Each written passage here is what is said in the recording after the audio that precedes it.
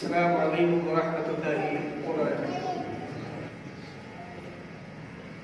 ان الحمد للہ نحمده ونستعینه ونستغفره ونعوذ باللہ من شرور انفسنا ومن سیئات اعمالنا، من يهده الله فلا مضل له ومن يضلل فلا هادي له، واشهد ان لا اله الا الله وحده لا شريك له، وأشهد أن محمدًا عبده ورسوله أما بعد، فإن خير الحديث كتاب الله وخير الهدي هدي محمد صلى الله عليه وسلم، وشر الأمور محدثاتها وكل محدثة بدعة وكل بدعة ضلالة وكل ضلالة في النار، فأعوذ بالله السميع العليم من الشيطان الرجيم من همزه ونفخه ونفثه، بسم الله الرحمن الرحيم۔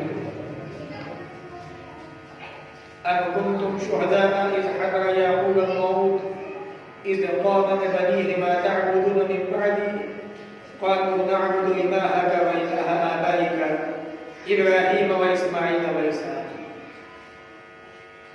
رب اشرح لي صدري ويسر لي أمري واحلل عقدة من لساني يفقهوا قولي، رب زدني علما آمين، اللهم رب زدنی علما۔ تمام تعریف اس اللہ کے لیے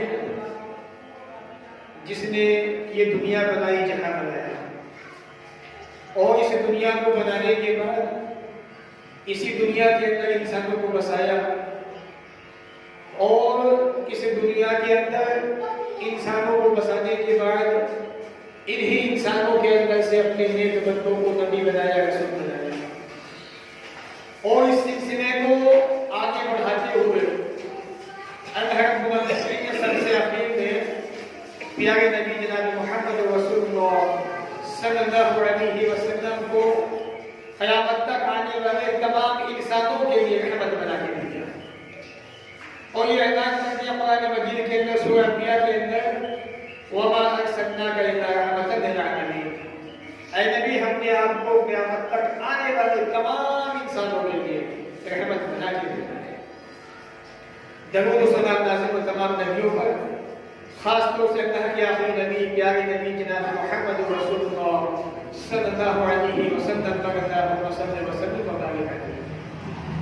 سامعین، جیسا کہ آپ کو معلوم ہے کہ آج کے اس ماہانہ پروگرام کے اندر جس موضوع کے تعلق سے باتیں کروں گا وہ کچھ عبرت اور نصیحت کی باتیں ہیں، اور میں اس موضوع کے اندر انشاءاللہ 4 اہم باتوں کو آپ کے سامنے رکھنے کی کوشش کروں گا، اور ہر ایک بات کا دوسری بات سے ایک رابطہ، ایک کانٹیکٹ بھی جوڑنے کی کوشش کروں گا تاکہ بات کو سمجھنے میں آسانی بھی ہو اور دلچسپی بھی پیدا ہو اور مزہ بھی آئے، اور آدمی ان باتوں کو سننے کے بعد زندگی کے اندر عمل کرنے میں بھی دلچسپی پیدا کرے۔ کیونکہ ہمارا جو موضوع ہے وہ ہے کچھ عبرت اور نصیحت کی باتیں ہیں، تو میں نے اس موضوع کے اندر جن چیزوں کو شامل کیا ہے سب سے پہلے ہے توحید، کیونکہ توحید کے بنا انسان کی زندگی ادھوری نہیں، بیکار ہے۔ اس کے بعد توحید کے بعد شریعت نے جس چیز کو سب سے زیادہ اہمیت دی ہے وہی نماز۔ توحید کے بعد نماز، اور نماز کے بعد شریعت نے ہمیں جو ایک اہم پیغام دیا ہے سنت رسول کی اطاعت کا، اتباع کا، اگر وہ نمازیں، وہ عمل، وہ تعلق رسول اکرم کے طریقے کے مطابق ہو جائے تو کیا کہیں گے۔ اور جب آدمی سنت میں عمل کرتا ہے، سنت کو اپناتا ہے، تو مصیبتیں چاروں طرف سے گھیرنے کی کوشش کرتی ہے، اس مصیبت کا صبر کیسے کرنا ہے وہ انشاءاللہ یہ تمام باتیں میں آپ کے سامنے رکھنے کی کوشش کر رہا ہوں۔ رب العالمین سے دعا کرتا ہوں وہ ہمیں ان باتوں کو سننے کے بعد عمل کی توفیق عطا فرمائے۔ توحید وہ بنیادی اصول ہے، وہ بنیاد ہے اسلام کی، جس کی بنیاد پر انسان جنت و جہنم کے اندر داخل ہوگا۔ آدمی کے پاس توحید ہے تو آدمی جنتی ہے، آدمی کے پاس توحید نہیں ہے تو آدمی یقینی طور پہ جہنمی ہے، اس کے جہنمی ہونے میں کوئی شبہ نہیں ہے۔ اور یہ توحید اتنا پیارا عمل ہے، اتنا پسندیدہ عمل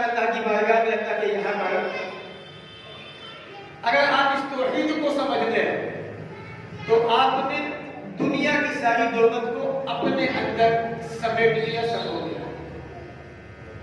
اللہ کے پیارے نبی جناب محمد رسول اللہ صلی اللہ علیہ وسلم نے متعدد احادیث کے اندر توحید کی اہمیت کو، اس کی فضیلت کو، اس کے مقام کو بیان کیا ہے۔ 3 حدیثیں انشاءاللہ آپ کے سامنے رکھوں گا، پھر بات کو آگے بڑھاؤں گا۔ پہلی حدیث جس کو امام ترمذی رحمۃ اللہ علیہ نے سنن ترمذی کے اندر روایت کیا ہے، حدیث قدسی ہے۔ اللہ کے پیارے نبی جناب محمد رسول اللہ صلی اللہ علیہ وسلم فرماتے ہیں جب قیامت کا دن آئے گا، قیامت کا دن ہوگا، یہ توحید ایک ایسی بنیادی سبب ہے، بنیادی اصول ہے جس کی بنیاد پر جنت و جہنم کے فیصلے ہوتے ہیں، جس کی بنیاد پر عمل اللہ کی یاد قابل قبول ہوتے ہیں، جس کی بنیاد پر اللہ تعالیٰ بندے کی دعا کو قبول فرماتا ہے، جس کی بنیاد پر اللہ تعالیٰ بندے کے گناہوں کو معاف فرما دیتا ہے۔ اللہ کے نبی فرماتے ہیں صلی اللہ علیہ وسلم، اللہ رب العالمین یہ اعلان کرتا ہے، قال اللہ تبارک و تعالی، حدیث قدسی کیا ہوتی ہے؟ نبی اکرم فرماتے ہیں کہ اللہ تعالیٰ فرماتا ہے۔ باقی جو عام حدیث ہوتی ہے، جو حدیث قدسی نہیں ہوتی، صحابی کہتے ہیں کہ اللہ کے نبی کو میں نے فرماتے ہوئے سنا، نبی نے ایسا کہا، نبی نے ایسا کیا، نبی نے ایسا فرمایا۔ لیکن جب نبی نے کہا کہ اللہ تعالیٰ فرماتا ہے تو وہ حدیث قدسی ہوتی ہے۔ اور حدیث کی کتابوں کے اندر حدیث قدسی کی تعداد تقریباً 100 یا اس سے کچھ زیادہ ہے۔ تو اللہ تعالیٰ فرماتا ہے، یا ابن آدم، اے آدم کے بیٹے، انک ما دعوتنی، جب تک تو مجھ سے دعائیں کرتا رہے گا، جب تک تو مجھ سے دعائیں مانگتا رہے گا، ورجوتنی، مجھ سے امید باندھے رکھے گا۔ کس بات کی امید؟ معافی کی امید، جنت میں جانے کی امید۔ اے آدم کے بیٹے، غفرت لک علی ما کان فیک بنا ہوگا، میں ہر کنڈیشن کے اندر، ہر پوزیشن کے اندر، کوئی بھی صورت ہو میں تجھے معاف کر دوں گا بغیر، اور مجھے کسی کی پرواہ نہیں ہے۔ یا ابن آدم، اے آدم کے بیٹے، اللہ یہ فرماتا ہے، نو بلغت ذنوبک عنان السماء، اگر تیرے گناہ آسمان کی بلندی کو پہنچ جائے، یعنی تو گناہ اتنے زیادہ کر دے کہ زمین تیرے گناہ سے بھر جائے، آسمان کی اونچائی تک پہنچ جائے، اللہ فرماتا ہے، ثم استغفرتنی، جب تیرے گناہ آسمان کی بلندی کو پہنچ گئے، پھر بھی تو نے مجھ سے معافی مانگی، توبہ کی، میری بارگاہ میں تو نے ہاتھ اٹھا لیا، میں تجھ سے معافی چاہتا ہوں، غفرت لک، اے آدم کے بیٹے، میں تجھے معاف کر دوں گا، بنا ہوگا نہ مجھے کسی کی پرواہ نہیں۔ اب آئے توحید کی بات، آگے اللہ فرمائے گا، یا ابن آدم، اے آدم کے بیٹے، انک لو اتیتنی بقراب الارض خطایا، اگر تیرے پاس اتنے گناہ ہو جائیں، تیرے گناہوں سے زمین بھر جائے، زمین کا کوئی سا حصہ ایسا نہ ہو جو تیرے گناہوں سے بھرا ہوا نہ ہو، ثم لقیتنی، تیری موت بھی واقع ہو گئی، تو اتنا بڑا گنہگار تھا، تو نے بڑے بڑے گناہ کیے تھے، زمین تیرے گناہوں سے بھر چکی تھی، ثم لقیتنی، اب تو میرے پاس ملاقات کرنے مجھ سے آ گئے، تیری موت واقع ہو گئی۔ اے آدم کے بیٹے، لا تشرک بی شیئا، لیکن تو نے دنیا کی زندگی کے اندر میرے ساتھ کسی کو ساجد نہیں بنایا، میرے ساتھ میں کسی کو شریک نہیں ٹھہرایا، تو نے میری توحید کو اپنایا، میری توحید کو تو نے سمجھا۔ اے آدم کے بیٹے، قیامت کا دن آئے گا، تیرے گناہ زمین بھر چکے ہوں گے، نہ آتیتک بقرابہا مغفرہ، اے ابن آدم، اتنی ہی معافی دے کے میں تیرے پاس آؤں گا، تجھے معاف کر دوں گا تیری توحید کی بنیاد پر۔ یہ ہے توحید کا فائدہ، سب سے پہلا توحید ایک ایسی چیز ہے جس کا بنیادی سبب ہے، اصول ہے، جس کی بنیاد پر معافیہ ملتی ہے، یا معافیہ ملتی ہے، انسان جنت کے اندر داخل ہوتا ہے۔ اور یہ توحید کی ایسی چیز ہے جو انسان کو گناہوں سے، مصیبت سے، پریشانی سے بچاتی ہے۔ اللہ کے نبی فرماتے ہیں، حدیث مسند احمد کے اندر موجود ہے کہ ایک مرتبہ ایسا ہوا کہ 2 آدمی کسی توحید کی بنیاد پر اور شرک کی بنیاد پر سبب بنی ایک مکھی، وہ مکھی جو ہمارے کھانے میں گر جائے اسے ہم نکال کے پھینک دیتے ہیں، वो मक्खी जो हर वक्त हमारे आसपास घूमती रहती है, कभी कभी तो नाक में जमी कर देती है, बड़ा परेशान करती है। ऐसा भी होता है, आदमी परेशान हो जाता है और हद से ज्यादा परेशान होता है, कभी कभी उसको मार भी देता है गुस्से में। तो यही एक मक्खी इंसान के जन्नत और जहन्नम में जाने का सबब बनी। अल्लाह के नबी फरमाते हैं, हदीस बड़ी मशहूर है मुस्तदरक अहमद के अंदर, मुहद्दिसीन ने इसको सही कहा है कि मवा रजुलानी रजुल दखला अल-जन्नत फी ज़ुबाबिन व रजुल दखला अन-नार फी ज़ुबाबिन। एक आदमी एक मक्खी की वजह से जन्नत में चला गया और एक आदमी एक मक्खी की वजह से जहन्नम के अंदर चला गया। क़ालू व कैफ़ ज़ालिक या रसूलल्लाह, सहाबा ने कहा कि नबी ऐसा कैसे? एक आदमी एक मक्खी की वजह से जन्नत में जा रहा है और एक आदमी एक मक्खी की बुनियाद पर जहन्नम में जा रहा है। आपने कहा कि हाँ, मामला ये है कि मर्रा रजुलानी अला कौमिन सनम, दो आदमी एक ऐसी कौम के पास से गुजर रहे थे जिनके यहाँ पर एक बुत था जिसकी बड़ी हैसियत थी, बड़ा मकाम था, और वो बुत रास्ते में पड़ता था और किसी आदमी को रास्ता क्रॉस करना है, उस पार जाना है, तो उस बुत पे चढ़ाना पड़ेगा, तभी जाके उसको पार कर सकते हो। वो दोनों आदमी चले, अल्लाह के नबी फरमाते हैं जब वो दोनों आदमी उस कौम के पास पहुंच गए तो कौम के लोग कहने लगे, ए मेरे भाई कहाँ जा रहे हो? कहा कि हम फला बस्ती में जाना चाहते हैं। कहा कि ठीक है, जाना चाहते हो तो जाओ, लेकिन पहले हमारी बुत के नाम पे चढ़ाओ। एक आदमी ने कहा मेरे पास तो चढ़ाने के लिए कुछ भी नहीं है, मैं क्या चढ़ाऊं? कहा कि अच्छा एक काम करो, एक मक्खी लो, एक मक्खी पकड़ो, उसको इस बुत के नाम पे चढ़ा दो। नबी अकरम फरमाते सल्लल्लाहु अलैहि वसल्लम, उस आदमी ने मक्खी को पकड़ा और मक्खी पकड़ने के बाद उस बुत के नाम पे उसको कुर्बान कर दिया, ज़बह कर दिया, चला गया चढ़ा के उसको। अल्लाह के नबी ने फरमाया फक़न्नु सबीलहु, कौम के लोगों ने उसके रास्ते को छोड़ दिया, उसको जाने दिया। दखल अन्नार, यानी जहन्नम के अंदर दाखिल हो गया। इसने गैरुल्लाह के नाम पे, अल्लाह के अलावा दूसरे के नाम पे मक्खी को कुर्बान कर दिया, मक्खी को चढ़ाने के तौर पर चढ़ा दिया। वक़ाना आखिर, अब कौम के लोग दूसरे आदमी से कहने लगे तुम भी इस बुत के नाम पे मक्खी को कुर्बान करो। वक़ाना आखिर, वो दूसरा आदमी कहने लगा मा कुन्तु मुक़र्रिबन लिअहदिन शैअन, मैं अल्लाह के अलावा किसी के नाम पे नज़र नियाज़ नहीं देता, मैं अल्लाह के अलावा किसी के नाम पे चढ़ावा नहीं चढ़ाता। कौम के लोगों ने कहा चढ़ाना तो पड़ेगा, वो कहने लगा नहीं चढ़ाऊंगा। कौम के लोगों ने उसकी गर्दन मार दी। जिस अल्लाह के नबी ने कहा था एक बार अगर तुझे कतल कर दिया जाए, तेरे टुकड़े टुकड़े कर दिए जाए, अल्लाह के साथ में किसी को साझी न बनाना, शरीक न बनाना, वही काम इस आदमी ने भी किया। कहने लगा मैं अल्लाह के अलावा किसी के नाम पे चढ़ावे नहीं चढ़ाया करता। कौम के लोगों ने तलवार से उसकी गर्दन मार दी। अल्लाह के नबी फरमाते हैं जन्नत में दाखिल हो गया। तो एक मक्खी एक आदमी के जहन्नम में जाने का सबब बन गई और एक मक्खी एक आदमी के जन्नत में जाने का सबब बन गई। ये तौहीद है, तौहीद की बुनियाद पर वो आदमी जन्नत में चला गया। अगर आपके पास तौहीद है, आपका अकीदा सही है, आपके अकीदे में मजबूती है, तो आप इंशाअल्लाह जन्नत के अंदर जरूर जाएंगे, जन्नत में जरूर दाखिल होंगे। और इसी तौहीद की बुनियाद पर क़यामत के दिन फैसला होने वाला है जन्नत और जहन्नम का। वो हदीस जिसको इमाम तिर्मिज़ी ने सुनन तिर्मिज़ी के अंदर रिवायत किया है, अल्लाह के नबी फरमाते हैं सल्लल्लाहु अलैहि वसल्लम, अल्लाह रब्बुल आलमीन ने इंसान को क़यामत के दिन तमाम मखलूक के सामने लेके आएगा। बड़ा मशहूर वाक़या है। अल्लाह बंदे से कहेगा बंदे ये तेरे गुनाहों के 99 रजिस्टर है, तुझे कोई एतराज़ तो नहीं है? क्या कहता ये रजिस्टर मेरे ही है, मुझे कोई एतराज़ नहीं है। क्या मेरे लिखने वाले फरिश्तों ने कोई जुल्म तो नहीं किया? क्या अल्लाह कोई जुल्म नहीं किया। वइन्ना अलैकुम हाफ़िज़ीन किरामन कातिबीन, हमारे ऊपर आपके ऊपर निगहबान फरिश्ते मुतय्यन हैं किरामन कातिबीन, हर वक्त हर लम्हा हमारी एक एक अदा को, एक एक लफ्ज़ को लिख रहे हैं।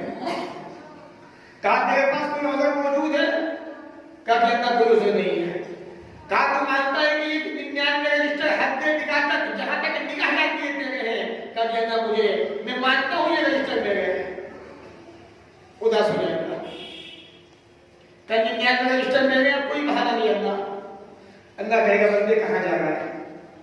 کہا کہ اللہ 99 رجسٹر گناہوں کے ہیں بچا ہی کیا ہے میرے پاس میری زندگی کے اندر.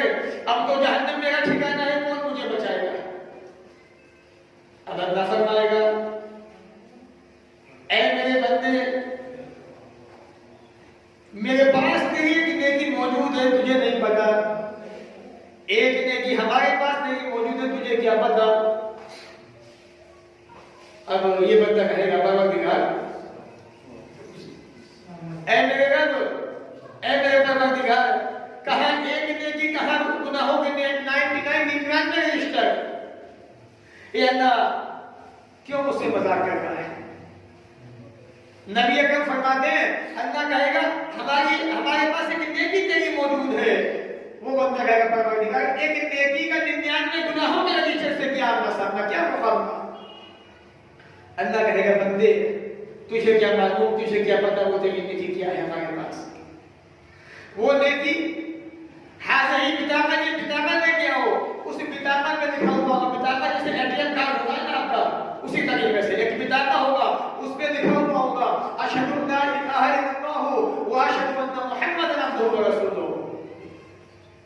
کلمہ توحید کلمہ شہادت. اب اللہ کہے گا اس بطاقہ کو اس نیکی کو ترازو کے پلڑے کے اندر رکھ دو اور اس کے بنیاد میں گناہوں کے رجسٹروں کے پلڑے کے اندر رکھ دیا جائے. فَسَبُّمَتْ لَا إِلَٰهَ إِلَّا اللَّهُ. توحید کا پلڑا جو ہے وہ بھاری ہو جائے گا اور اس بندے کو نجات ملے گی کس بنیاد پر؟ ایک نیکی کی بنیاد پر. وہ نیکی کیا ہے؟ اشہد ان لا الہ الا اللہ واشہد ان محمد رسول اللہ. وہ نیکی ہے.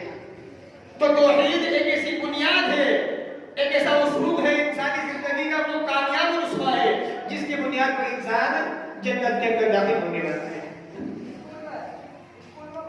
اور اسی لیے ایک گارجین کی ایک باپ کی ذمہ داری بنتی ہے کہ وہ اپنی دنیا کی زندگی کے اندر اپنے بچوں کو توحید سمجھائے اور دنیا سے جاتے وقت اپنے بچوں سے یہ وعدہ دے کہ میرے بچوں میرے جانے کے بعد توحید پہ قائم رہو گے توحید کو اپناؤ گے.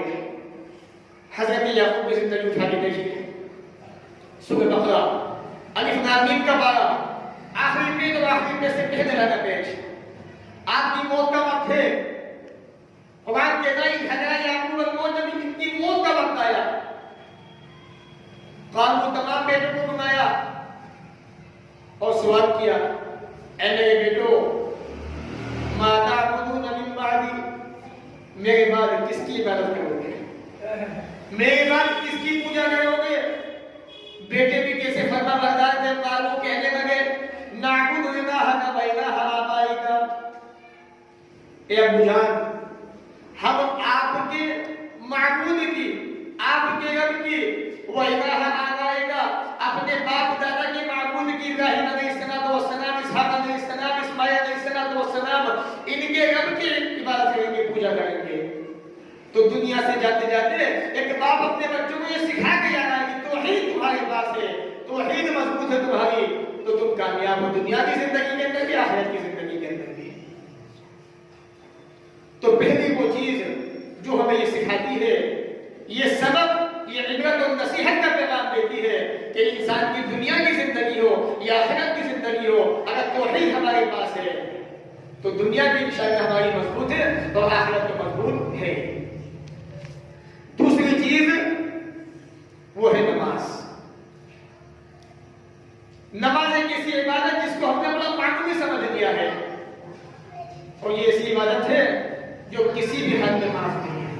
میں انشاءاللہ چند باتیں نماز کے تعلق سے آپ کے ساتھ میں رکھوں گا انشاءاللہ پھر بات کو آگے بڑھاؤں گا. یہ بتاؤں گا کہ نماز ایک ایسی مضبوط کڑی ہے اسلام کی جس کے ذریعے سے اللہ رب العالمین بندے کی تعریفیں کرتا ہے بندے کی تعریفیں سنتا ہے اور اللہ تعالیٰ بندوں کو معاف کر دیا کرتا ہے.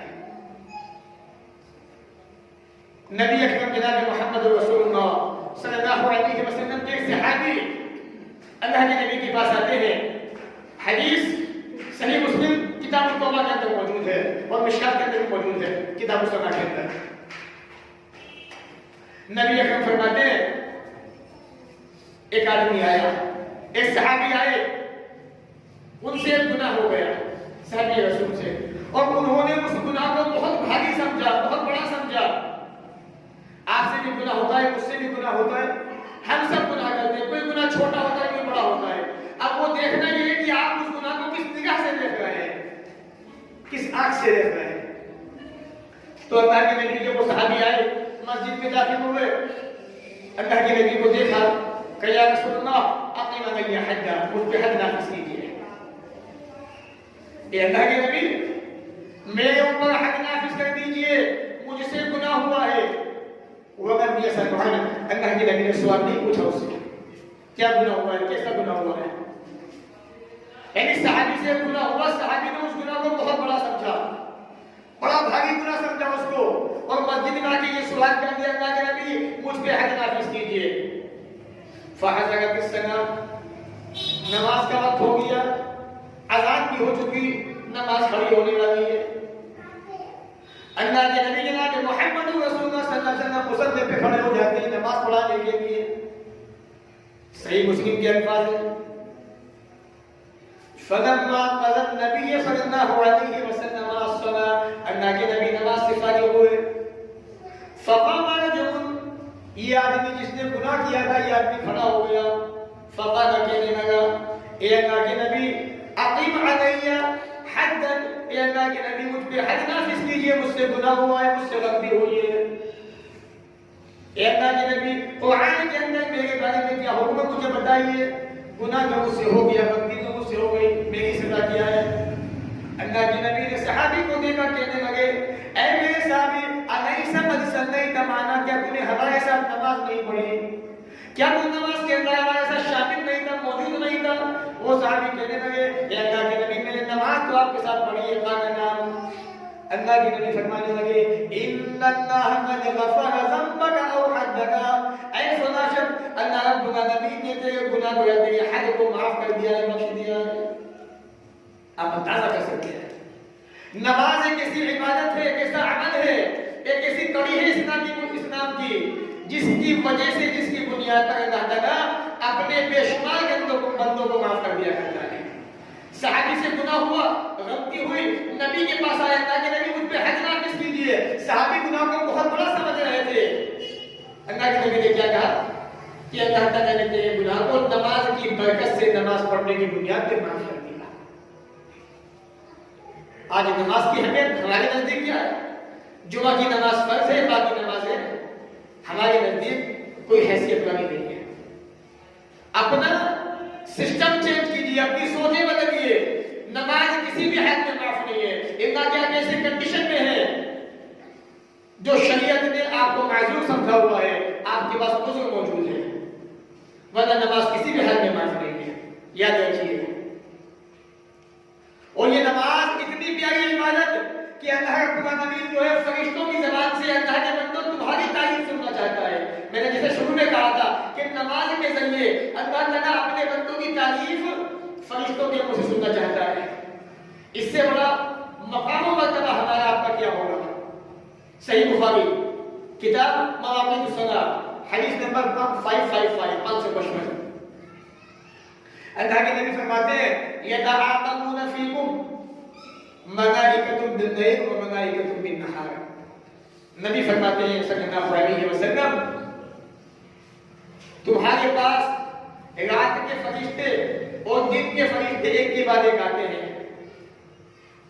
یجتمعون فی صلاۃ الفجر و صلاۃ العصر. وہ فرشتے نماز فجر میں بھی آتے ہیں, نماز عصر کے اندر بھی آتے ہیں. یہ دو نمازیں اللہ کے نبی فرماتے ہیں فجر میں بھی آتے ہیں, عصر کے اندر بھی آتے ہیں. یجتمعون فی صلاۃ العصر و صلاۃ الفجر ثم یعرج الذین بعد فیکم. پھر رات کے فرشتے جب عصر کا وقت ہوتا ہے آسمان کی طرف چڑھتے ہیں, واپس جاتے ہیں. نبی فرماتے ہیں جنہوں نے فجر کی نماز تمہارے ساتھ میں پڑھی, یہ جو فجر کی نماز کے اندر موجود تھے وہ فرشتے عصر کے وقت آسمان پہ جاتے ہیں, چڑھتے ہیں اور اثر کے فرشتے واپس آتے ہیں آسمان سے اپنا نبی پوچھتا ہے سوال کرتا ہے وہ اعلم بہم جبکہ اللہ تعالیٰ زیادہ جانتا ہے کہ میرے بندے دنیا میں کیا کر رہے ہیں وہ تو ایسی ذات ہے راج کی تاریکی میں کانے پتھر پہ چلنے والی چیٹی کی آہٹ کو بھی پہچانتی ہے سمجھتی ہے سنتی ہے دنوں کے اندر اٹھنے والے وسوسوں کو وہ جانتا ہے پہچانتا ہے میرے بھائیوں اسے پتا ہے کہ کون کون بندے دنیا کے اندر نمازیں پڑھ رہے ہیں لیکن وہ ہماری تعریف فرشتوں کے منہ سے سننا چاہتا ہے وہ ہماری ہمارے فرشتوں سے دلوانا چاہتا ہے فرشتوں سے پوچھتا ہے کیف ترکتم عبادی او میرے بندوں فرشتوں تم میرے بندوں کو دنیا کے اندر کس طرح چھوڑ کے آئے ہو کس حال میں چھوڑ کے آئے ہو فیقول وہ فرشتے جواب دیتے ہیں پروردگار عالم اترکناہم وہم یصلون وآتیناہم وہم یصلون اے اللہ جب ہم دنیا میں گئے تھے مسجد کے اندر پہنچے تھے تیرے بندوں کو نماز پڑھتے ہوئے پایا تھا اور جب واپس آ گئے عصر کے اندر اے پروردگار تیرے بندوں کو عصر کی نماز کے اندر نماز پڑھتا ہوا چھوڑ کے آئے تو نماز ایک ایسی عبادت ہے اسلام کا وہ بنیادی اصول ہے کہ جس کے ذریعے سے اللہ تعالیٰ ہے بندوں تمہاری تعریف ہے اللہ کے بندوں فرشتوں کے منہ سے کروانا چاہتا ہے اس لیے نماز کی پابندی بہت ضروری ہے توحید کے بعد سب سے اہم چیز جو آتی ہے وہ نماز ہے نماز کو اپنائیے یہ عبرت و نصیحت کے پہلو ہیں اگر ہم نے اپنے ان سے نصیحت حاصل نہیں کی اپنے آپ کو نیک نہیں بنایا اچھا نہیں بنایا تو افسوس ہماری زندگی پر ہے اور نماز اللہ کے نبی کے نزدیک اتنی حیثیت کی اس نماز کی ہے آئیے مجھے ایک واقعہ بڑا پیارا یاد آ گیا حدیث صحیح بخاری کتاب الجہاد کے اندر حدیث نمبر 2931 پر موجود ہے اور کتاب المغازی کے اندر بھی موجود ہے آج ہماری نمازیں کتنی چھوٹتی ہیں نہ ماتھے پہ شکن آتی ہے نہ احساس ہوتا ہے نہ افسوس ہوتا ہے نہ شرمندگی ہوتی ہے ایک نماز نبی کی چھوٹی نہیں چھٹوائی گئی آپ کی مجبوری ایسی آ گئی تھی کہ آپ کو نماز چھوڑنی پڑے لیکن بعد میں پڑھی آپ کو فوراً اور ایک نماز کے اوپر اتنا غضبناک ہوئے کہ اللہ کے نبی سے ایسے الفاظ منہ سے نکلے آج بھی وہ حدیث کے الفاظ اللہ کے نبی کے منہ سے نکلے ہوئے الفاظ صحیح بخاری کے اندر صحیح مسلم کے اندر مشکات کے اندر سب کے اندر موجود ہیں حضرت علی کہتے ہیں لما كان يوم الاحزاب جب خندق کا دن تھا احزاب کا دن تھا جنگ احزاب جو میں نے قرآن میں پوری سورت نازل کی سورت نمبر 33 21 اور 22 سے آگے تک موجود ہے تو جنگ خندق کا موقع ہے احزاب کا موقع ہے دشمن سامنے کھڑا ہوا ہے ادھر صحابہ کی فوج ہے ادھر دشمن کی فوج ہے نماز عصر کا وقت ہو گیا عصر کا وقت شروع ہوا نبی نماز پڑھنا چاہتے ہیں نماز پڑھے تو کیسے پڑھے دشمن سامنے موجود ہے خدشہ ہے ان کے حملے کا آگے کرنے کا کہ ابھی پڑھوں دشمن نے موقع ہی نہیں دیا نماز پڑھنے کا اور سورج ڈوب گیا اب نبی کا غصہ دیکھیے نبی کی غضبناکی دیکھیے ایک وقت کی نماز چھوٹ گئی مجبوری کے تحت پریشانی کے تحت میدان جہاد کے اندر میدان جنگ کے اندر موجود تھے حضرت علی کہتے ہیں اللہ کے نبی اتنا غصہ ہوئے آپ کی زبان سے الفاظ نکلے مَلَا اللَّهُ بُيُوتَهُمْ وَقُبُورَهُمْ نَارًا اللہ رب العالمین ان کے گھروں کو ان کی قبروں کو آگ سے بھر دے ایک نماز چھوٹ گئی ہے ایسے الفاظ منہ سے نکلے حدیث پڑھی آپ صحیح بخاری کی صحیح مسلم کی مَلَا اللَّهُ بُيُوتَهُمْ وَقُبُورَهُمْ نَارًا اللہ رب العالمین ان کے گھروں کو بھی ان کے قبروں کو بھی آگ سے بھر دے حَوَسُونَا أَوْ شَمَلُونَا عَنْ صَلَاةِ الْمُسْتَعْجَلِ حِينَ غَابَتِ الشَّمْسُ انہوں نے ہمیں عصر کی نماز پڑھنے سے روک دیا عصر کی نماز نہیں پڑھنی تھی یہاں تک کہ سورج ڈوب گیا اس لیے اللہ رب العالمین ان کے گھروں کو بھی آگ سے بھر دے ان کے قبروں کے اندر بھی آگ کو پیدا فرما دے میرے بھائیوں ذرا اندازہ کیجیے گا ذرا اپنے گراوان میں جھانک کے دیکھیے گا ایک نماز نبی کی چھوٹ گئی مجبوری کے تحت اتنا غصہ ہوئے اتنا غضبناک ہو گئے آپ نے بددعائیں دے دی پوری قوم کو اللہ تعالیٰ ان کے گھروں کو آگ سے بھر دے ان کے قبروں کے اندر بھی آگ پیدا فرما دے انہوں نے ہمیں عصر کی نماز پڑھنے سے روک دیا آج کتنی نمازیں چھوٹ گئی ہیں کیا احساس ہے نماز چھوٹنے کا جبکہ یہ نماز حج فاصل سے نام و کفر کے درمیان لیے میرے بھائیوں نماز کسی بھی حد میں معاف نہیں ہے، نماز کی پابندی بہت ضروری ہے. عہد کیجیے، اپنے آپ سے وعدے کیجیے کہ انشاءاللہ نماز کی پابندی ضرور ہوگی، ضرور فرمائیں گے چاہے جو ہو جائے. آگے چلتے ہیں. نماز آپ پڑھ رہے ہیں، عبادت آپ کر رہے ہیں، اچھائیاں آپ کر رہے ہیں، اچھے اعمال آپ کر رہے ہیں، لیکن یہ بھی اپنے ذہن میں پیوست کرنے یہ بات یاد کرنے اگر آپ کا وہ طریقہ، آپ کا وہ سسٹم نبی کا سسٹم نہیں ہے، نبی کا طریقہ نہیں ہے، تو آپ کی وہ عبادت بیکار ہے. یہ سب میں نے قرآن میں کہا عاملۃ ناصبہ تصلیٰ نارا حامیہ. دنیا کے اندر بڑی بڑی محنتیں کرنے والے قیامت کے دن تھکے چور ہو چکے ہوں گے. کیوں بھائی؟ بڑی نمازیں پڑھی تھی، بڑے صدقہ خیرات کیے تھے، حج بھی کیے تھے، زکات بھی دی تھی، صدقہ خیرات بھی کیا تھا، مسکینوں کو کھانا بھی کھلایا تھا، سارے کام کیے تھے. آج تھکے ہوئے کیوں ہیں؟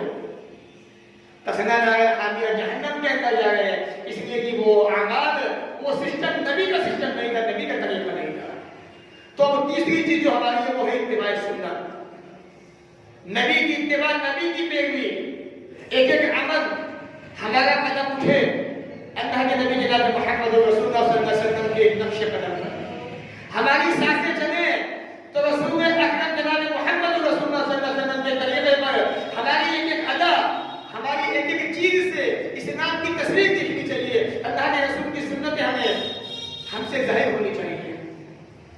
ایک حدیث میں آپ کے سامنے رکھوں گا، انشاءاللہ بات بار بڑھاؤں گا. حدیث صحیح بخاری کتاب النکاح، حدیث نمبر 5063 پر موجود ہے. حضرت انس کہتے ہیں اللہ کے نبی کی بیویوں کے پاس 3 آدمی آئے. بڑی مشہور حدیث ہے، آپ یہ سنی ہوگی کہ مرتبہ اپنے امام صاحب سے اور بھی خطبہ سے. لیکن بتانا یہ چاہتا ہوں کہ جو عمل سنت کے مطابق نہیں، اس عمل کی کوئی حیثیت نہیں. جاء ثلاثة رهط إلى بيوت أزواج النبي صلی اللہ علیہ وسلم. صحابی کہتے ہیں 3 آدمیوں کی جماعت اللہ کے نبی کے گھر پہنچتی ہے، اللہ کے رسول کے ہاں جاتی ہے، اور وہ اللہ کے نبی کی عبادت کے بارے میں سوال کر رہے ہیں، پوچھ رہے ہیں. آپ کی بیویوں سے سوال جواب ہوتے ہیں، آپ کی بیویاں جواب دیتی ہیں. وہ 3 آدمی جواب سننے کے بعد کأنہم تقالوہا، اللہ کے نبی کی عبادت کو معمولی سمجھتے، کم تر سمجھتے. کہتے بس اتنی. پھر کہنے لگے اگر ہماری اور نبی کی نسبت کیا، اللہ کے نبی تو وہ شخصیت ہے کہ اللہ نے آپ کے تمام اپنے گناہ معاف کر دیے. وقال احدہما، ایک آدمی کہنے لگا واللہ، اللہ کی قسم، انی اصلی اللیل ابدا، ہمیشہ نمازیں پڑھتا رہوں گا، کبھی نماز نہیں چھوڑوں گا. دن میں بھی نمازیں پڑھوں گا، رات کو بھی نمازیں پڑھوں گا. میرے بھائیوں دھیان رکھیے گا حدیث کے الفاظ پر، ہمیشہ ساری زندگی نمازیں پڑھتا رہوں گا، اللہ کی عبادت کرتا رہوں گا. وقال آخر، دوسرا آدمی کہنے لگا واللہ ما اصوم ولا افطر، میں ساری زندگی روزے رکھوں گا، کبھی افطار نہیں فرماؤں گا. اچھے کام کر رہے ہیں، نماز پڑھنا نیکی ہے، اچھے کام ہے، اللہ کی نزدیکی حاصل ہوتی ہے، اللہ تعالیٰ راضی ہوتا ہے. دوسرا کہنے لگا روزے رکھوں گا. نبی فرماتے ہیں جس نے اللہ کے راستے میں ایک دن کا روزہ رکھا، اللہ تعالیٰ اس کے چہرے کو جہنم سے 70 سال کی مسافت تک پیچھے کر دیتا ہے. صحیح بخاری کتاب جہاد کے اندر حدیث موجود ہے. دوسرا کہنے لگا میں روزے رکھوں گا، افطار نہیں فرماؤں گا. وقال آخر، تیسرا بھی کہنے لگا واللہ، اللہ کی قسم، لا اتزوج النساء، او میرے بھائیوں تم بھی سنو، میں شادی کبھی زندگی میں کبھی نہیں کروں گا، ہمیشہ تمہارا رہوں گا. 3 آدمی آئے، سوال کیا، سوال کرنے کے بعد اپنے اپنی باتیں کہہ کے چلے گئے. فجاء رسول اللہ صلی اللہ علیہ وسلم، اللہ کے نبی آتے ہیں، ان سے ملاقات ہوتی ہے راستے میں.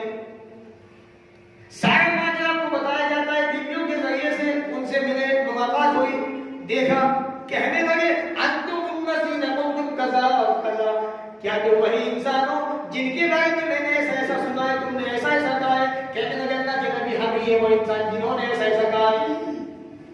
آپ نے فرمایا سنو واللہ انی لا اخشاکم اللہ واتقاکم، اور میرے پیارے ساتھیوں تم بھی سنو، تینوں کے دینوں سے اللہ کے نبی نے کہا میں اللہ تعالیٰ سے تم سب کے اندر سب سے زیادہ ڈرنے والا ہوں، میرے دل کے اندر تقوی بھی بہت زیادہ ہے، دنیا کے اندر کوئی رب سے ڈرتا ہے تو میں ڈرتا ہوں، مجھ سے زیادہ تقوی کسی کے سینے کے اندر نہیں، کسی کے دل کے اندر موجود نہیں ہے، میں اللہ سے اتنا ڈرتا ہوں، اتنا ڈرتا ہوں راتوں کو اٹھ کے اللہ سے دعائیں مانگتا ہوں، اپنی امت کی کامیابی کی دعائیں مانگتا ہوں، اپنی امت کے حق میں دعائیں کرتا ہوں، میں اللہ سے سب سے زیادہ ڈرنے والا ہوں، لیکن سنو لیکنی اصوم و افطر، اور میرے پیارے ساتھی میں محمد سب سے زیادہ ڈرنے والا انسان، روزہ بھی رکھتا ہوں، افطار بھی کرتا ہوں، وَأُصَلِّي وَأَرْقُدُ، میں نماز بھی پڑھتا ہوں، تہجد کا بھی اہتمام کرتا ہوں، سوتا بھی ہوں۔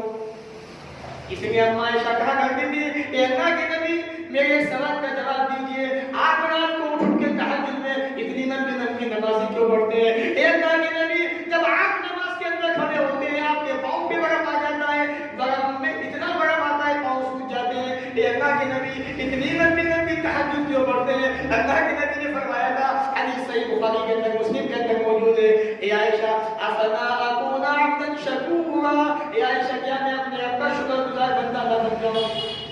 تو نبی کہہ رہے ہیں او میرے پیارے ساتھیوں تم تینوں نے ایسی ایسی باتیں کہی ہیں، وَلَٰكِنْ أُصَلِّي وَأَرْقُدُ، میں تہجد کا بھی اہتمام کرتا ہوں، نماز بھی پڑھتا ہوں، سوتا بھی ہوں، وَأَتَزَوَّجُ النِّسَاءَ، اور میں محمد صلی اللہ علیہ وسلم اللہ سے اتنا ڈرنے کے بعد، اتنا تقویٰ میرے اندر ہونے کے بعد میں شادیاں بھی کرتا ہوں، بیویوں کے پاس بھی جاتا ہوں۔ اب جاتے جاتے میری بات سن لو، میری بات یاد رکھو، فَمَنْ رَغِبَ عَنْ سُنَّتِي فَلَيْسَ مِنِّي، جس نے میری سنت سے موڑا اس کا مجھ سے کوئی واسطہ نہیں، کوئی تعلق نہیں۔ تو کیا معلوم ہوا؟ اگر عمل نبی کی سنت کے مطابق ہے تو کامیابی ہے، اگر عمل سنت سے ہٹ گیا کتنا ہی اچھا عمل کیوں نہ ہو کامیابی نہیں ہو سکتی۔ جس نے قرآن میں کہا عاملۃ ناصبہ، بڑی بڑی محنتیں کرنے والے تھکے ہوئے ہوں گے، وہ یہی تھکنا ہے کہ عمل جو ہے سنت کے مطابق ہے، اور جب آپ سنت میں عمل کریں گے مصیبت آئے گی، پریشانیاں آئیں گی، دقتیں آئیں گی، آپ کو انہیں برداشت کرنا پڑے گا۔ کیسے کرنا پڑے گا انشاءاللہ میں یہ بھی بتاؤں گا۔ حضرت عطا ابن ابی رباح رضی اللہ تعالیٰ فرماتے ہیں ایک مرتبہ حضرت عبداللہ ابن عباس نے مجھ سے کہا، حدیث صحیح بخاری کتاب الموضع حدیث نمبر 5662 پر موجود ہے، کیا میں تمہیں جنت کی عورت نہ دکھاؤں؟ انا اریک امراۃ من اہل جنہ، اے عطا، اور یہ عطا ابن ابی رباح غالباً حضرت امام ابو حنیفہ کے استاد ہیں، کیا میں تجھے جنت کی عورت نہ دکھاؤں؟ کہا کہ دکھائیے۔ آپ نے فرمانے لگے عبداللہ ابن عباس وہ دیکھو، حاضر ایک مراتہ سودا، یہ کالے کی موٹی عورت جو سیاہ فام عورت ہے، جو کالی ہے دکھنے میں، جس طرح بلال حبشی رضی اللہ تعالیٰ عنہ ہوتے، یہ جنتی عورت ہے۔ کہا کہ ماجرا کیا ہے؟ کہا کہ ماجرا یہ ہے، اتت النبی، ایک دن یہ عورت اللہ کے نبی کے پاس آتی ہے، اللہ کے نبی سے کہتی ہے اے اللہ کے نبی انی اسرع و اتکشف، اے اللہ کے نبی مجھے بیوی کا دورہ پڑتا ہے، اے اللہ کے نبی میں بیمار عورت ہوں، مجھے دورہ پڑتا ہے، اور دورہ پڑتے پڑتے وہ اتکشف میں بے پردہ ہو جاتی ہوں، اے اللہ کے نبی اللہ تعالیٰ سے دعا کیجئے، اللہ سے دعا کیجئے وہ میری بیماری کو ٹھیک کر دے، میں ٹھیک ہو جاؤں، میری یہ بیماری ختم ہو جائے۔ اللہ کے نبی فرماتے ہیں اے میری پیاری خاتون، اے پیاری عورت، اے فنا عورت، وَنَدِي ان شئتی صبرتی وَنَدِي الجنہ، اگر تو چاہے تو صبر سے کام میں جنت تیرا ٹھکانہ ہے، وَإِن شئتی اگر تو چاہے دعوت اللہ ان معافیہ کی، میں اللہ تعالیٰ سے دعا کر دیتا ہوں، اللہ تعالیٰ تجھے عافیت دے دے گا، تجھے ٹھیک کر دے گا۔ اب عورت سوچنے لگی، اللہ کے نبی فرما رہے ہیں اگر میں صبر کرتی ہوں تو میرا ٹھکانہ جنت ہے، اور اگر صبر سے کام نہیں لیتی پتہ نہیں جنت مجھے ملے گی نہیں ملے گی، کہنے لگی اے اللہ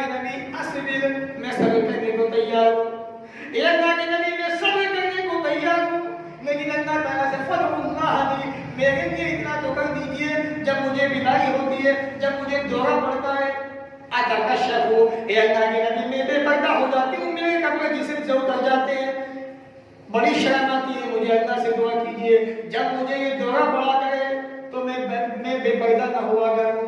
اللہ کے نبی نے دعا کی، اللہ رب العالمین نے آپ کی دعا کو قبول فرما لیا۔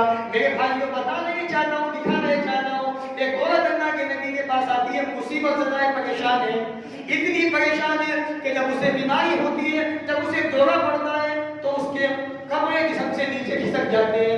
اس سے زیادہ بے شرمی کی بات کیا ہوگی؟ لیکن صورت نے جنت کے واسطے، مصیبت کے واسطے صبر سے کام لیا اور اپنے آپ کو جنتی بنانا خوشی سمجھی، اس نے صبر سے کام لیا۔ تو یہ صبر اگر آپ نے کر دیا مصیبت پہ، مصیبت کے وقت، پریشانی کے وقت، تو پریشانی تو آئی گی، سنت کی اتباع کے اندر آپ کو صبر سے کام کرنا پڑے گا۔ اس لیے اللہ کے نبی نے کہا جنت میرا ٹھکانہ ہے، اگر تو چاہے تو صبر سے کام لے۔ اور صبر کون سا؟ مصیبت کے بعد پریشانی آئی تو نبی اکرم قبرستان سے گزرے، دیکھا کہ عورت قبر میں بیٹھی ہوئی ہے، اللہ کے نبی نے کہا صبر سے کام لے، کہنے لگی چاہیے اپنا کام کیجیے، مصیبت تو مجھ پہ ٹوٹی ہے، صبر کہاں سے آئے گا، میرے بچے کا انتقال ہو گیا، صبر سے آپ کہتے صبر کرو، اللہ کے نبی چلے گئے۔ بعد میں کہا لوگوں نے کیا تو جانتی ہے کون تھے؟ کہا یہ نہیں، اور اللہ کے نبی نے کہا بھاری پیچھے بھی اللہ کے نبی کے پیچھے پیچھے مجھے آگے سنگا، اب مجھے صبر آ گیا۔ آپ نے کہا الصبر عند السلامۃ العظمی، صبر وہ ہے جو مصیبت کے وقت آتا ہے، پریشانی کے وقت آتا ہے، اے مصیبت کے موقع پر صبر آئے، وہ صبر ہوتا ہے، اس کا ٹھکانہ کیا ہے جنت۔ آج اس کی ایک مثال اور دیکھوں میں آپ کو، پھر بات کو تھوڑا آگے بڑھاتے ہیں۔ حضرت ام سلیم رضی اللہ تعالیٰ عنہا، صحیح بخاری کتاب الجنائز حدیث نمبر 1301، بڑا مشہور واقعہ ہے، اور اللہ کی قسم عورتیں ایسی بھی ہوا کرتی تھی اس زمانے کے اندر، مجھے تو ایسا لگتا ہے شاید قیامت تک کوئی ایسی خاتون پیدا ہونے کو تو کچھ بھی ہو سکتا ہے، اللہ تعالیٰ ہزاروں پیدا کرتے ایسی، چاہے تو ایک آنے کے اندر، لیکن جو سب ام سلیم نے ہمیں سکھایا، ام سلیم نے دیا ابو طلحہ کی بیوی نے، شاید کوئی خاتون ایسا صبر کر سکے۔ سنیے گا، یاد رکھیے گا، بتائیے گا جا کے اپنے بیویوں کو، اپنے بچیوں کو، اپنی ماؤں بہنوں کو۔ حضرت ابو طلحہ کام پہ گئے ہوئے ہیں، بچہ بیمار ہے اور اسی بیماری کے اندر بچے کا انتقال ہو جاتا ہے۔ فجاء ابو طلحہ آئے، تھکے ہوئے تھے، بیوی نے کھانا بنایا کہ آج کوئی ماں، کوئی بیٹی، کوئی بہو ایسی ہو سکتی ہے، بچہ بیمار ہو جائے مرنا تو بہت دور کی بات ہے، بچے کی بیماری میں کھانا بنا دے۔ اگر شوہر فیکٹری میں ہے، دکان پر ہے، کام پر ہے، فون کرنے کی سنتے ہو بچے کی طبیعت ٹھیک نہیں ہے، کھانا نہیں چاہیے گا، آج کھانا نہیں بنائے گھر میں۔ حضرت ام سلیم، آپ کے بچے کا انتقال ہو گیا، ابو طلحہ گھر کے اندر داخل ہو گئے، کھانا تیار فرما رہی ہے، شوہر کے لیے کھانا بنا رہی ہے۔ وَنَاحَتْ إِلَىٰ جَانِبِ الْبَيْتِ، اللہ کے نبی فرما رہے ہیں بچے کا جنازہ بچے کی لاش کونے میں گھر میں رکھی ہوئی ہے۔ شوہر پوچھتے ہیں اے میری پیاری بیوی بچہ کس حال میں، کس پوزیشن کے اندر ہے؟ کہنے لگی اے میرے آقا میرے شوہر بچہ اچھی حالت میں ہے، بچہ پہلے سے ذرا سکون کے اندر ہے۔ اللہ کے نبی فرماتے ہیں، صحابی کہتے ہیں انہیں یقین ہو گیا کہ بچہ بہت زیادہ سکون کے اندر ہے، اطمینان کے اندر ہے، بچے کا انتقال ہو چکا ہے، بیوی کھانا بنا رہی ہے۔ میرے بھائی ذرا سوچنا تھوڑی دیر کے لیے اس بیوی میں کیا بیت رہی ہوگی، کیا گزر رہی ہوگی، بچے کا جنازہ کونے میں رکھا ہوا ہے، شوہر تھکا ہوا کہ باہر سے آیا ہوا ہے، کھانا بنا رہی ہے، چولہا جلا ہوا ہے، اور کھانا بنانے کے بعد شوہر کے سامنے رکھتی ہے، اپنے آپ کو سنوارتی ہے، شوہر کے سامنے پیش کرتی ہے۔ حدیث کے الفاظ بخاری کے فباتا، ابو طلحہ نے رات گزاری، رات میں بیوی کے پاس لیٹے ہم بستری کی صحبت کی، صبح یغتسل صبح ہونے پہ غسل کیا، اللہ کے نبی جناب محمد رسول اللہ صلی اللہ علیہ وسلم کے پیچھے نماز پڑھی، گھر واپس آئے، کام پہ جانے کے لیے نکلے، بیوی کہنے لگی اے میرے آقا میرے سرتاج میں آپ سے پوچھنا چاہتی ہوں، کچھ سوال کرنا چاہتی ہوں، بتائیے اگر آپ کے پاس کسی کی امانت موجود ہو آپ کیا کریں گے؟ کہا جس کی امانت ہے اس کو واپس کر دوں گی، جس کی امانت ہے اس کو واپس کر دی جائے گی۔ کہا کہ آپ کا بیٹا اللہ کی امانت ہے، ایک بیوی کیسے سمجھائے گی؟ کہا کہ آپ کا بیٹا اللہ کی امانت ہے، اللہ نے اس کو آپ سے واپس لے لیا ہے، اس کا انتقال ہو چکا ہے۔ ساری رات بچے کا جنازہ کونے میں رکھا ہوا ہے، اس عورت نے اپنے سینے میں پتھر رکھ کے کیسے رات بتائی ہوگی، رات گزاری ہوگی، شوہر کو احساس بھی نہیں ہونے دیا کہ بچے کا انتقال ہو چکا ہے، کھانا بھی بنایا، اپنے آپ کو شوہر کے سامنے پیش بھی دیا، اور صبح کی نماز بھی پڑھی غسل کرنے کے بعد حضرت ابو طلحہ اللہ کے نبی کے پاس جاتے ہیں، سارا ماجرا بیان کرتے ہیں۔ اللہ کے نبی کہتے ہیں لعن اللہ ان یبارک فی لیلتکما، مجھے امید ہے اللہ تعالیٰ اس رات میں تمہاری برکتیں پیدا فرمائے گا۔ راوی کہتے ہیں فجاء رجل من الانصار فقال، ایک انصاری آدمی کہتا ہے، ایک انصاری آدمی نے یہ بات کہی جب حضرت ابو طلحہ نے رات کو اپنی بیوی سے ہم بستری کی تھی، اللہ کے نبی نے دعا کی تھی، دعا فرمائی تھی، اللہ تعالیٰ نے آپ کو 9 بیٹے دیے، قد قرآن قرآن 9 کے جو حافظ قرآن کے قرآن کے پڑھنے والے تھے۔ یہ ہوتا ہے سب۔ آج اگر یہ سب ہماری زندگی میں آ جائے تو ہماری زندگی میں انقلاب پیدا ہو جائے، زندگیاں بدل جائے ہماری۔ آج ایک عورت ہمیں صبر سکھائے گی، صبر ہوتا کیا ہے، صبر تو مردوں کے پاس ہوتا ہے، لیکن وہاں ایک صحابی نے سکھا دیا کہ صبر ایسا ہوتا ہے۔ لیکن تو صبر تو حضرت سمیہ کی زندگی دیکھ لیجیے، علی یاسین کی زندگی اٹھا کے دیکھ لیجیے، آپ صبر سے کھڑی ہوتی ہے۔ تو یہ وہ 4 بنیادی چیزیں ہیں جن کی بنیاد پر انسان اپنے آپ کو دنیا میں سنوار کے بنا کے جنتی بن سکتا ہے۔ اب 2 چیزیں میں آپ کو 2 پیغام کو آپ کو اپنی طرف سے حدیث رسول کی روشنی میں دینا چاہتا ہوں۔ ایک واقعہ صدیق اکبر کی زندگی کا، 4 ایسے کام جو اگر کسی انسان کے اندر جمع ہو جائے ایک ہی دن کے اندر جنتی۔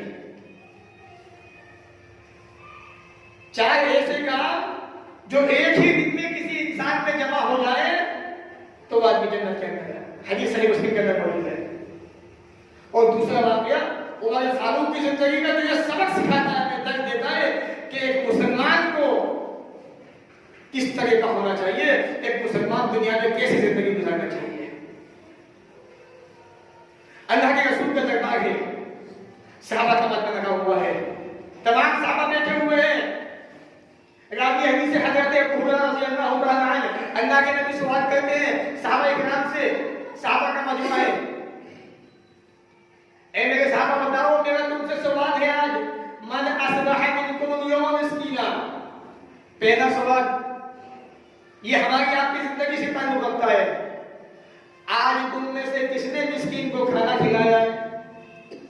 مانگنے والے بہت ہوتے ہیں، بلکہ اب تو حالت یہ کنڈیشن کی لاک ڈاؤن کے بعد تو لوگوں نے مانگنے کو اپنا عادت ہی بنا لی ہے۔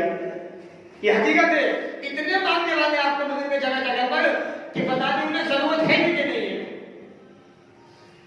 لیکن یہاں بات ہو رہی ہے کھانا کھلانے کی۔ نبی نے فرمایا من اصبح منکم اليوم مسکینا، من اصبح منکم اليوم صائما، پہلا سوال آج تم میں سے کس نے روزہ رکھا ہے، تم میں سے روزے کی حالت میں کون ہے؟ اللہ کے نبی کا پہلا سوال، صحابہ کا مجمع خاموش ہے۔ فقال ابو بکر انا یا رسول اللہ، اللہ کے نبی میں نے روزہ رکھا ہوا ہے، میں روزے کی حالت میں ہوں۔ نفلی روزے کی بات ہو رہی ہے، صحابہ کا مجمع، ابو بکر اللہ کے نبی میں نے روزہ رکھا ہے۔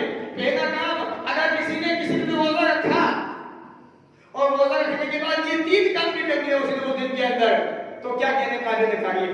آگے فرماتے ہیں فمن تبع منکم اليوم جنازۃ، ابو بکر تم نے روزہ تو رکھ لیا، ٹھیک ہے اچھی بات ہے، لیکن میرے ساتھ مجھے یہ بتاؤ، میرا دوسرا سوال ہے تم سے، آج تم میں سے کون جنازے کے اندر شامل ہوا ہے؟ فقال ابو بکر انا یا رسول اللہ، اللہ کے نبی میں شامل ہوا جنازے کے اندر۔ میرے بھائیوں ایک بات مجھے یاد آ کے بتا دینا چاہتا ہوں، آج جنازے کی حالت مسلمانوں میں بڑی نازک ہوتی چلی ہے۔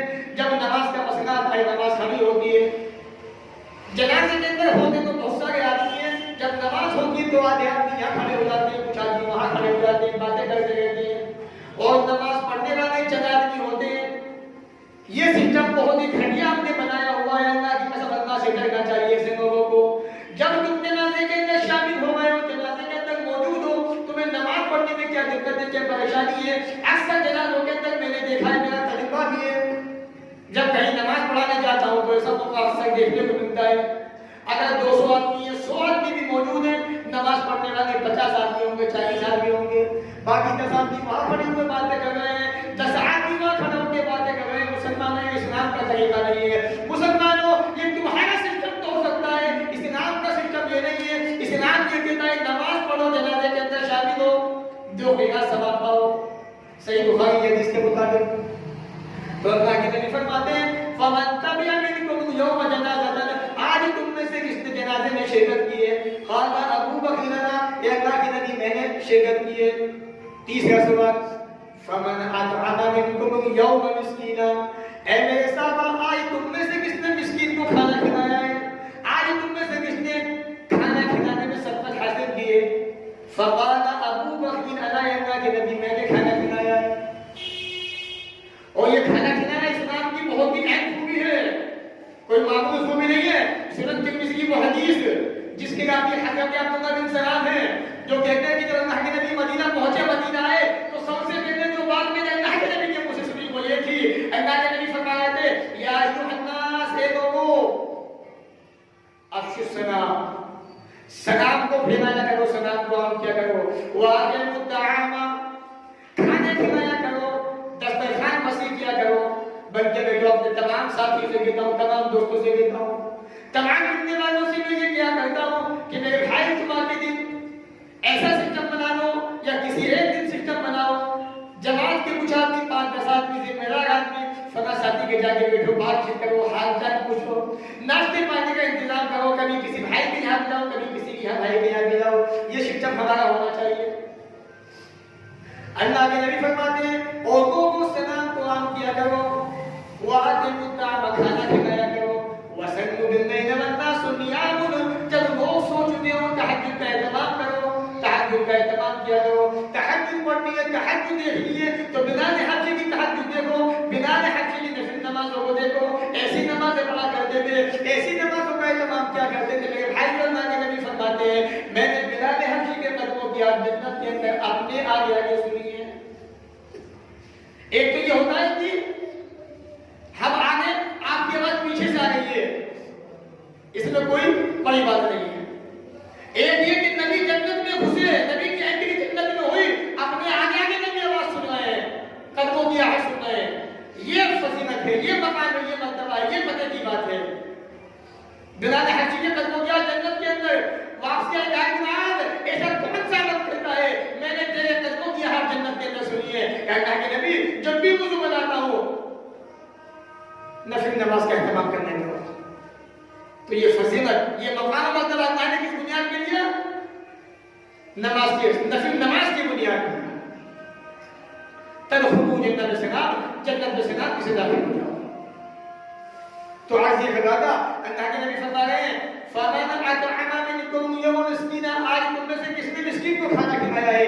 अबू बकर ने कहा मैंने। चौथा सवाल अल्लाह के नबी का, फमन आदा मिनकुम यौम मरीज़ा, और मेरे साहब ये भी बताओ, तुम में से आज किसने मरीज की इयादत की है, बीमार खुशी की है, किसी मरीज आदमी को देखने गया है कोई? सहाबा में खामोश है। अबू बकर कहते हैं कि नबी, मैं किसी बीमार आदमी को देख के आया हूं, मैं गया हुआ था। तो ये 4 सिफतें, 4 अच्छी आदतें जिस इंसान के अंदर जमा हो जाए, नबी फरमाते हैं मजतबाना फी ग़ैरिल्लाह दखला अल जन्नह, जिस आदमी के अंदर ये 4 खूबियां जमा हो गई वो जन्नत के अंदर दाखिल हो गया, जन्नत में चला गया। तो ये वो खूबियां हैं कि एक दिन में किसी इंसान में जमा हो जाए, वो इंसान जन्नती बन जाता है, जन्नत में दाखिल हो जाता है। और इसमें 3 खूबियां ऐसी हैं जो इंसान की अपने कंट्रोल के अंदर है, एक खूबी ऐसी है जो इंसान के अपने बस में नहीं है। जनाजा, मौत, ये नसीब वाला होगा तो वो चीज मिल जाएगी उसको, और नसीब वाला नहीं होगा तो वो चीज हासिल नहीं होगी। तो सिद्दीक़ अकबर का ये वाकया हमें बहुत कुछ सिखाता है। جو نصیحت دیتا ہے کہ آدمی کو اپنی زندگی کس طریقے سے گزارنی چاہیے، کس طریقے سے ہونی چاہیے، اس واقعے سے ہمیں یہ سبق ملتی ہے۔ آخری بات انشاءاللہ بات کو ختم کریں گے۔ عمر فاروق رضی اللہ تعالیٰ عنہ کی زندگی کا ایک بڑا اہم واقعہ مسلمانوں اکثر کے لیے نصیحت کی عبرت ہے، خاص کر ان مسلمانوں کے لیے جو عہدوں پہ بیٹھے ہوئے ہیں، جو اپنے آپ کو عہدہ پانے کے بعد سمجھتے ہیں کہ بس ہم ہیں، ہم سے بڑا کوئی نہیں، خاص کر ان کے لیے یہ واقعہ، یہ پیغام میں آپ کو جاتے جاتے دینا چاہتا ہوں، ضرور سنیے گا اور یاد رکھیے گا۔ عمر فاروق کی جو سیرت کی کتاب اس کو پڑھیں آپ انشاءاللہ، آپ کو یہ واقعہ ان کی زندگی کا اندر ملے گا۔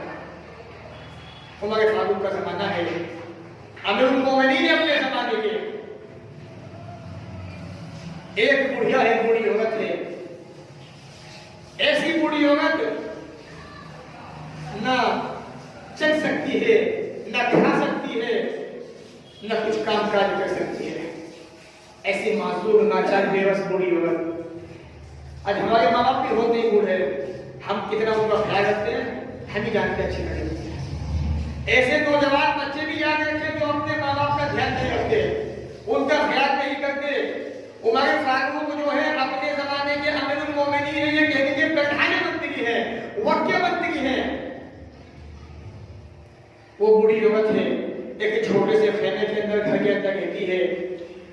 عمر فاروق وہاں پہ آتے جاتے ہیں، آپ کو وہاں پر آتے جاتے 4 سال ہو چکے ہیں۔ کتنے؟ 4 سال سے اس بڑھیا کے پاس جا رہے ہیں۔ حضرت طفیل رضی اللہ تعالیٰ عنہ حضرت عمر کو کئی مرتبہ دیکھتے ہیں آتے جاتے ہوئے، سوچتے ہیں کہ عمر فاروق جاتے کہاں ہیں آخر یہ، آج میں پتہ لگا کے رہوں گا۔ حضرت طفیل کے ذہن کے اندر وسوسے پیدا ہوتے ہیں، خیالات آتے ہیں کہ آخر رات کے اندھیرے میں عمر فاروق جاتے کہاں ہیں، کیا کرتے ہیں، کیوں جاتے ہیں۔ اور یہاں امیر المومنین اللہ کی رضا کے لیے اس بوڑھی عورت کے خیمے میں جاتے ہیں، بڑھیا کے پاس جاتے ہیں، جانے کے بعد چراغ جلاتے ہیں۔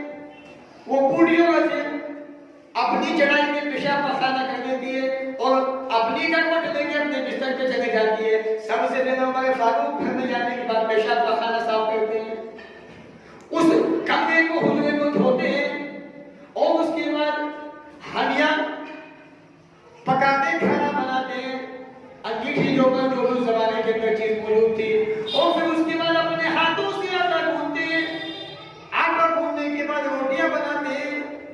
اس واقعے کو ہوتے ہوتے 4 سال گزر چکے ہیں۔ امیر المومنین رات میں بوڑھی عورت کی خدمت کرنے جا رہے ہیں، تو پھر دوسری کے ذہن میں خیالات آ رہے ہیں کیسے کیسے عمر فاروق کہاں جا رہے ہیں، کیا کر رہے ہیں، آج پتہ لگا کہ عمر فاروق حجرے سے باہر نکلے، دائیں دیکھا کوئی نہیں، بائیں دیکھا کوئی نہیں، سامنے کی طرف چل دیے، تو پھر دوسری پیچھے پیچھے جا رہے ہیں، عمر فاروق آگے آگے چل رہے ہیں۔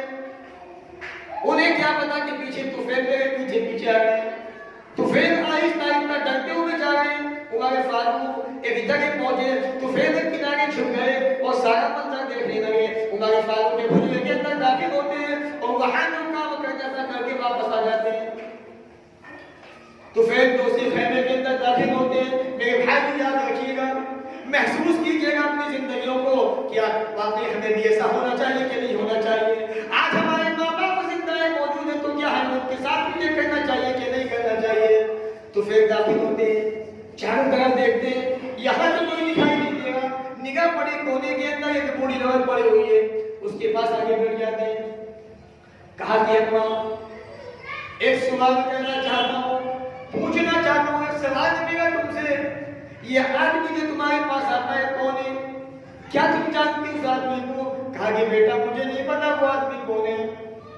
کہا کہ اماں کیا تم نے کبھی اس سے اس کا نام پوچھا ہے؟ کہا کہ بیٹے کئی مرتبہ نام پوچھنے کی کوشش کی، بس یہی کہہ دیتا ہے اماں تجھے نام سے کیا واسطہ، کیا مطلب، تیرا بیٹا وہ اپنا بیٹا سمجھ لینا۔ تو پھر دوسری پوچھ رہے ہیں، سوال کرتے جا رہے ہیں۔ کہا کہ اماں یہ تو بتا وہ آتے کیوں ہیں یہاں پر، ان کا مقصد کیا ہے آنے کا؟ کہا کہ میرے بیٹے میرے بچے 4 سال سے یہ بندہ یہ میرے پاس آتا ہے، میں معذور عورت ہوں، آنے کے بعد گھر کی صفائی کرتا ہے، کھانا بناتا ہے، کھانا بنانے کے بعد آٹا گوندتا ہے، اس کے بعد اپنے منہ سے روٹی کو चबा चबा के मुझे खिलाता है, मेरे मुंह में देता है, मेरे दांत भी नहीं है, ये काम करता है। तो फिर दूसरी बैठ जाते हैं, कहने लगे कि किस आदमी के बारे में मैं क्या सोच रहा था, उन्होंने फारूक इतनी बड़ी नेकी छुप छुपा के रातों को करते हैं, एक बूढ़ी औरत के साथ में ये सारा मामला कर रहे हैं।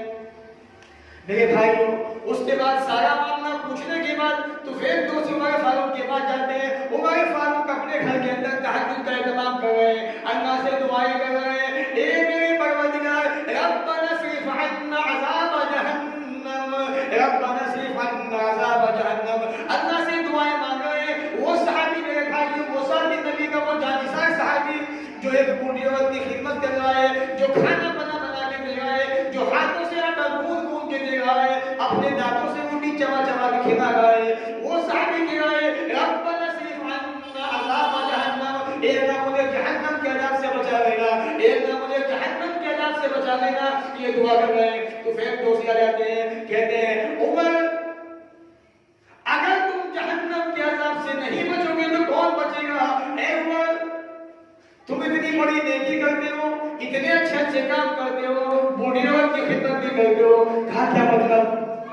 कहा कि उमर जब रात को तुम घर से निकले थे, मैंने तुम्हारा पीछा किया था, मैं तुम्हारे पीछे पीछे चला था, मैंने वो सारा माजरा अपनी आंखों से देखा है। उमर फारूक अल्लाह से कहते हैं ऐ मेरे परवरदिगार, एक नेकी मेरी ऐसी थी जो मैं छुप छुप के क्या करता था, किसी को पता नहीं था, अल्लाह तुझे राजी करने के लिए वो नेकी कर रहा था। ए मेरे मौला, आज मेरी वो नेकी भी दुनिया वालों के सामने आ गई है, ए अल्लाह मेरी इस नेकी को बर्बाद मत करना, रहेगा मत करना। जरा सोचिए, एहसास पैदा कीजिए, उमर फारूक है ये, वो उमर शैतान की रास्ता बदल दिया करता था आपको आता हुआ देखकर, वो उमर है जिनसे दुश्मन इस्लाम कामा करते थे। जब आप मुसलमान हो गए थे तो मक्का की वादियां गूंज पड़ी थी, वो उमर फारूक है। आज देखिए, खिदमत देखिए आप दीन की, इस्लाम की, और खिदमत खत देखिए आप। इस वाक़े से क्या मालूम हुआ? हर बच्चे को, हर औलाद को अपने माँ बाप का फरमाबरदार होना चाहिए, और कौम के लिए, मुसलमानों के लिए, गैरों के लिए, सबके लिए हमारा रवैया, हमारा सिस्टम बहुत अच्छा होना चाहिए, हमारे आदत, हमारे अमल बेहतर से बेहतर होने चाहिए, ताकि सामने वाला देख के इस्लाम की तारीफ करे और इस्लाम से मायूस हो और इस्लाम को अपनाने में मजबूर हो जाए। यही वो उमर है जब एक गैर मुस्लिम से बातें कर रहे थे, बैठे हुए, वो मुसीबत में था, तो हजरत उमर कहते हैं भाई क्या परेशानी है, क्या बात है बताओ। कहने लगे अरे जा, दिमाग खराब कर रखा है तुमने, एक तो मैं वैसे परेशान हूँ और तुम मुझसे पूछी जा रहे हो। उसने क्या पता कि अमीरुल मोमिनीन है, कहते मेरे भाई जैसे तू परेशान है मैं भी परेशान हूँ, दोनों तू पार्टी में एक दूसरे का। अरे बात तो बता, बात क्या है? कहा कि मेरी बीवी के बच्चा होने वाला है और कोई डॉक्टर वगैरह नहीं है। कहा इतनी सी बात कहा मेरी बीवी, वो ये काम अच्छी तरह देख लेती है, अपनी बीवी को घुमा के लाए। कहा कि जब भी चलो देखने लगे, वो चली उनकी बीवी उनके साथ और वहां पहुंची जहां जाना था, और उन्होंने उस आदमी की बीवी की मालिश वगैरह की, बच्चा पैदा हो गया। अंदर से आवाज आई अमीरुल मोमिनीन अपने दोस्त को बशारत दे दो, बेटा हुआ है। उसने सुना अमीरुल मोमिनीन कभी तुम उमर हो? कहा हाँ। जब ऐसा रवैया देखते सहाबा का, कैसे मुसलमान न होते। आज उसी किरदार को, उसी कैरेक्टर को हमें अपनाने की जरूरत है। आज इख्तिलाफ छोड़िए, मोहब्बतें, प्यार सीनों के अंदर गुंजाइशें पैदा कीजिए। और अल्लाह ने जो कुरान में कहा है कि आओ उस बात की तरफ जो हमने तुमने यकसा है बना है, कम से कम उस बात में इकट्ठे होकर, जमा होकर एक प्लेटफार्म पे इकट्ठे हो जाइए, जमा हो जाइए और मिलकर मजबूती से इस्लाम की हिफाजत कीजिए, इस्लाम के कानून को आगे बढ़ाइए। और तमाम मुसलमान चाहे वो किसी भी मकतब फिक्र के हो, आपस में प्यार और मोहब्बत से रहने की कोशिश करनी चाहिए। इन्हीं चंद बातों पे अपनी बातों को खत्म करता हूँ। अल्लाह से दुआ करते हैं वो हमें इन बातों को सुनने के बाद अमल की तौफीक अता फरमाए। परवरदिगार हमारे अंदर मोहब्बत पैदा फरमा दे, इत्तेफाक और इत्तेहाद कायम फरमा दे। ये अल्लाह हमारे सीनों के अंदर गुंजाइश पैदा फरमा दे। अल्लाह दिलों से हसदों को निकाल दे, नफरतों को खत्म कर दे, अल्लाह नफरतों को मिटा दे, अदावतें दुश्मनियां खत्म फरमा दे। अल्लाह इन सीनों के अंदर मोहब्बतें पैदा फरमा दे, अल्लाह ईमान की ताकत मजबूत कर दे। परवरदिगार हम सब के अंदर दीनी मोहब्बत पैदा फरमा दे। अल्लाह आपस में प्यार और मोहब्बत से रहने वाला बना दे, दीन से मोहब्बत करने वाला बना दे, نبی کی سنتوں کو زندہ کرنے والا بنا دے، نبی کی سنتوں کو اپنانے والا بنا دے، اللہ قرآن کا عمل کرنے والا بنا دے، دین سے محبت کرنے والا بنا دے، اللہ بھائی بھائی اور پیار و محبت سے رہنے والا بنا دے، اللہ ماؤں بہنوں کے اندر بھی دین کی محبت پیدا فرما دے، دیندار بنا دے، نیک بنا دے، ایک بنا دے، پروردگار ان کو بھی نماز کا پابند بنا دے، اللہ ہمیں بھی 5 وقت کا نماز جماعت سے پابندی سے پڑھنے والا بنا دے، پروردگار کاروبار میں برکتیں پیدا فرما دے، ترقی پیدا فرما دے، اے اللہ جو لوگ پریشان ہیں ان کی پریشانی کو دور فرما دے، مولا کریم تمام مسلمانوں کے اندر اتفاق و اتحاد پیار محبت پیدا فرما دے، اللہ ہم جانتے ہیں شیطان ہم پہ حملے کرتا ہے، بہکانے کی کوششیں کرتا ہے، بہکاتا بھی ہے، اللہ اتنی توفیق دے، اتنی ہمت دے کہ ہم اس کے بہکانے سے محفوظ رہ سکیں، اللہ اتنی ہمت دے دے کہ تیرے دین کا عمل کرنے والے بن جائیں، اے اللہ تیری عبادت کرنے والے بن جائیں، پروردگار ہمارے دیش کے اندر ہندوستان کے اندر امن شانتی پیدا فرما دے، اللہ مسلمانوں کے حق میں رحم فرما، اللہ مسلمانوں کو دیندار بنا دے، نمازی بنا دے، نیک بنا دے، ایک بنا دے، پروردگار جب تک دنیا میں رکھ عزت سے رکھ، خاتمہ بھی ہو ایمان پر ہو، واخر دعوانا ان الحمد للہ رب العالمین، والسلام علیکم ورحمۃ اللہ۔